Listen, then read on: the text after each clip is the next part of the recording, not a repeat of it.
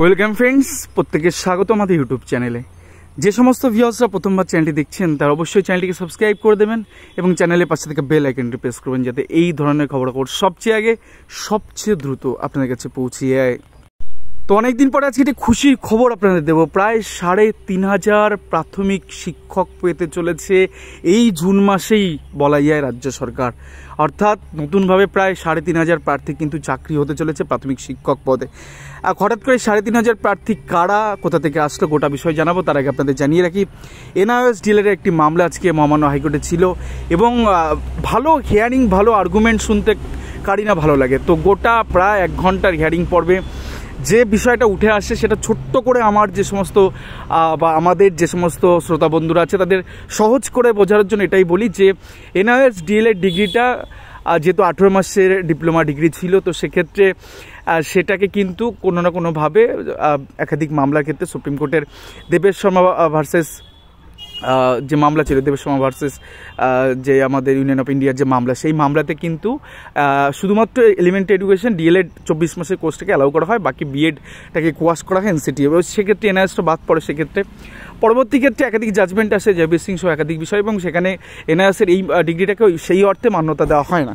তো সেই জায়গা থেকে ক্লারিফিকেশন একটি মামলা সুপ্রিম কোর্টে অ্যাপেক্স কোর্ট এই মামলার একটা অর্ডার দেন যে ১৮ মাসের ডিএলএড সমতুল্য হচ্ছে রেগুলার ডিএলএডের।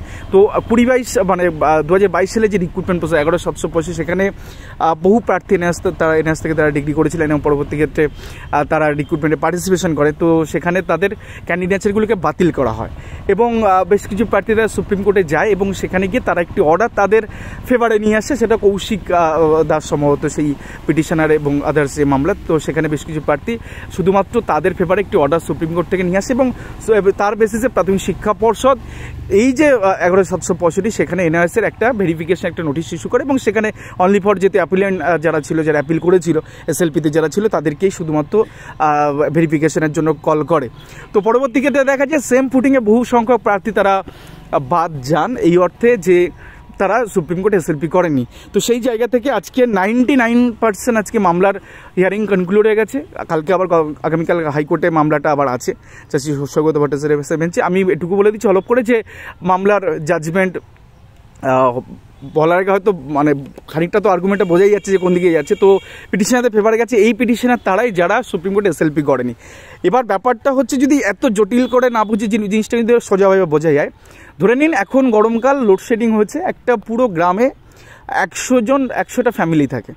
সেই ফ্যামিলির থেকে ইলেকট্রিক অফিসে ধরুন ১০ জন ফ্যামিলির থেকে ১০ জন রিপ্রেজেন্টেটিভ গেছে, গিয়ে তারা আবেদন জানিয়েছে, আবেদন মঞ্জুর করেছে। এখন বিষয়টা হচ্ছে এই যে ১০ জনের আবেদন মঞ্জুর হচ্ছে, ইলেকট্রিক সাপ্লাই অফিস যেটা করেছে সেটা হচ্ছে প্রাথমিক শিক্ষা পর্ষদ, এখানে তারা বিষয়টাকে হচ্ছে ওই 10টা ফ্যামিলিকে ইলেকট্রিক দেওয়ার কথা বলেছে, বা সুপ্রিম কোর্টে ধরে নিয়ে এরকম অর্ডার দিয়েছে যে না ওই ১০ জন ইলেকট্রিক পাবে, বাকিরা পাবে না, এই কথা বলেনি, বলেছে 10 জন ইলেকট্রিক পাবে। তার মানে কি এটা দাঁড়ায় যে যে ১০০টা পরিবারে যেখানে ইলেকট্রিসিটি নেই সেখানে বাকিরা ইলেকট্রিসিটি পাবে না।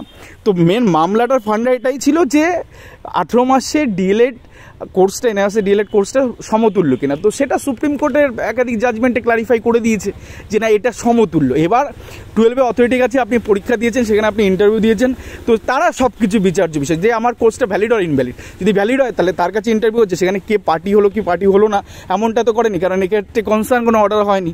তো সেক্ষেত্রে সেই সুপ্রিম কোর্টের জাজমেন্টে কোথাও গেছে সিঙ্গেল বেঞ্চে মনে হচ্ছিল যে ইরিলেভেন্ট, যে শুধুমাত্র পিটিশনের ভিত্তিক এখানে কেন করা হলো। এবং বিচারপতি সৌগত ভট্টাচার্য স্যার তিনি নিজেই বলছেন যে এদেরকে অ্যালাউ করুন, সুবিশানবাবু যিনি প্রাথমিক শিক্ষা পর্ষদের আইনজীবী ছিলেন। তো সেই জায়গা থেকে নন পিটিশনার যারা ছিল, যারা পরবর্তী ক্ষেত্রে হাইকোর্টে মুভ করলো যে আমরা আমাদের কোর্সটা ভ্যালিড আর ইনভ্যালিড, ভ্যালিড তো অলরেডি হয়ে গেছে, তাহলে আমাদের ক্যান্ডিডেটসগুলো কেন ফুলফিলভাবে আমরা এই রিক্রুটমেন্ট থেকে কী করে ছিটকে যাবো। তো সেই জায়গা থেকে আলী হাসান আলমগীর স্যার, ফিরদৌস শামীমবাবু, তরুণজ্যোতি তেওয়ারি, কমরজ্যোতি তেওয়ারি, তার সাথে সিনিয়র বিকাশ রঞ্জন স্যার, সবাই মোটামুটি ভালো আর্গুমেন্ট করেছে এবং আলটিমেটলি পিটিশনারদের ফেভারে অর্ডার আসছে, কারণ বিচারপতির মুখ থেকে বেরিয়ে গেছে যে এদেরকে অ্যালাউ করতে হবে। তো সেক্ষেত্রে এনআইএসে যারা আছে প্রায় এরকম সংখ্যাটা প্রায় ১,০০০-এর কাছাকাছি হয়তো পৌঁছবে সব মিলিয়ে।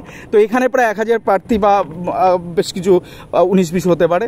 তো তারাই যেমন এই রিক্রুটমেন্ট অর্থাৎ ১১,৭৬৫ রিক্রুটমেন্টে তারাই যেমন পার্টিসিপেশন বসছে এবং ভেরিফিকেশন হয়ে তাদের যারা মেধাযুক্ত ছেলেমেয়েরা আছে তারা সবাই চাকরি পাচ্ছে।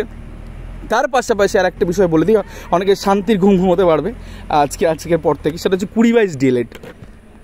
20/22 ডিএলএডের একটা ভীষণ বিচ্ছিরি ব্যাপার এখানে চলে এসেছে। এই পিটিশন আর নন পিটিশনের যে গল্পটা, সেম ব্যাপার কিন্তু প্রাথমিক শিক্ষা পর্ষদ হয়তো আজকের এই মুখ থুবড়ে এই যে কোর্টের যে সপাটে চটটা খেললো আজকে, তো সেই জায়গা থেকে যদি সেম ফুটিংয়ে শুধুমাত্র পিটিশন আর 20/22দের যদি দিয়ে দিত, তাহলে কিন্তু আবার সেই একইভাবে আবার সপাটে চটটা খেত। যেহেতু আজকে সপাটে চড় খাওয়ার পরে আর মনে হয় না প্রাথমিক শিক্ষা পর্ষদ এই কুকাণ্ডটা করবে, তো সেক্ষেত্রে 20/22কে সবাইকে ভেরিফিকেশনে তারা ডাকবে, এবং সেক্ষেত্রে পিটিশনার বা নন পিটিশন এরকম কোনো গল্প নেই, সবাইকে হয়তো ডাকবে। যদি না ডাকে, রাস্তা অলরেডি এনআরএসটা খুলে দিয়ে বসে আছে, যারা নন পিটিশন ছিল তারা কিন্তু নিয়েছে। কারণ 20/22 কিন্তু সেম ইস্যু ছিল যে এই ট্রেনিং কোর্সটা ভ্যালিড আর ইনভ্যালিড। ওই যে 10 জন প্রার্থী কেউ গেছে ইলেকট্রিক অফিসে, সেখানে গিয়ে বলছে যে আমাদেরকে আবেদনপত্র তারা দিয়েছে যে আমাদেরকে ইলেকট্রিসিটি দেওয়া হোক। তো আলটিমেটলি যে ইলেকট্রিসিটি পারমিশন হয়েছে, তখন 100টা গ্রামই মানে 100টা পরিবারই পাওয়ার কথা। সেম বিষয় এখানে আসবে 20/22, যেহেতু যে সংখ্যক এসএলপি করে যারা সুপ্রিম কোর্টে গেছিল তারা যেমন এই বেনিফিটটা পাবে, যারা যায়নি, কারণ 20/22 ডিএলএডটা ভ্যালিড আর ইনভ্যালিড সুপ্রিম কোর্ট বলে দিয়েছে। 142 আর্টিকেল অ্যাপ্লাই করে বলেছে 20/22 ট্রেনিং ডিগ্রি ভ্যালিড। এবার কাউকে ইন্টারভিউ দিয়েছে প্রাথমিক শিক্ষা পর্ষদ থেকে, যদি কেউ ইন্টারভিউ দিয়ে থাকে 20/22 ডিএলএড হিসেবে তার ট্রেনিং সার্টিফিকেট, তাহলে তারও ক্যান্ডিডেটটা অ্যাকসেপ্ট করতে হবে প্রাথমিক শিক্ষা পর্ষদকে। তো সব রাস্তা খুলে গেল, 20/22-এর একদম একটা সুরাহা হয়ে গেল। আমি আশা করছি 20/22-এর হয়তো সেম সবাইকেই ভেরিফিকেশনে ডাকবে যারা ইন্টারভিউ দিয়েছিল, এবং তারপরে হয়তো অ্যাপয়েন্টমেন্টের বিষয়টা আসবে। কারণ 20/22-এ কিন্তু দ্বিতীয় দফা ফ্রেশ ইন্টারভিউ হয়েছে, তাহলে 20/22-এ নিষ্পত্তি হয়ে গেল, তারা সবাই ডাক পাওয়ার মতো একটা জায়গায় চলে আসলো। যদি ডাক না পায়, তাহলে এনআইএসের মতন এই সমস্ত প্রার্থীদের এই রাস্তায় হাঁটাই যেতে পারে, যদিও হাঁটার প্রয়োজন হবে না, কারণ সপাটে চটটা খেয়েছে। তো এনআইএসদের সকলকে যেমন পিটিশন আর নন পিটিশন সবাই যেমন এই রিক্রুটমেন্টে পার্টিসিপেশন পেয়ে যাচ্ছে, আগামীকালই সেটা পুষ্টিকরণ হয়ে যাবে, অর্ডার কালকেই চলে আসবে।